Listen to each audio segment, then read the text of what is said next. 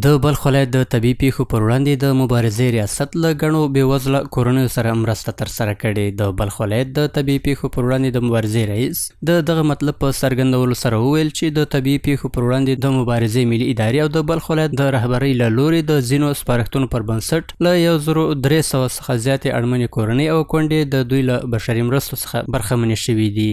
نوموړي همدارنګه زیاته کړه چې په پام کې لري ترڅو د طبیعي پیښو له امله د شهیدانو له 1400 کورنیو سره نغدي مرسته وکړي.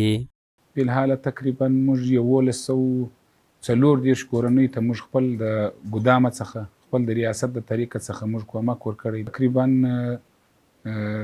د اوس مو هم دغه کومکونه اوس هم روان دي. فلحال په دغه کې سروې او توزیع انشاءالله جریان لري. موږ تقریبا چې فتح راغلی د زموږ د بلخ ولایت کې 14 کسه موږ شهیدان لرو. د هغو 14 کسانو دپاره د وزارت د خوا څخه موږ ته پیسې راغلي دي. نو د کور پر سر باندې تقریبا 4,000 روپۍ پر هر شهید پر سر باندې راته راغلي دي. ښاغلي بشراني د همکارو بنسټونو سره له تفاهم او همغږۍ ته په اشارې وویل چې په راتلونکي ژمي کې پلان لري ترڅو له یادو بنسټونو سره په ښې همغږۍ د ټولنې بېوزله کورنیو ته غوره خدمتونه وړاندې کړي. زموږ سره هغه مؤسسې کار کوي چې هغه کله وزارت ته ولاړې شي د وزارت تفاهمنامې پر اساس باندې چې هلته کله تفاهمنامه لاسلیک کړي د هغه تفاهمنامې پر اساس باندې دلته راځي زموږ سره کومکونه کوي. په هغه کوم شي ته چې ډېر ضرورت وي په هغه کې دوی خپل هماهنګي کوي، زموږ سره خپل کومک را سره شریکوي.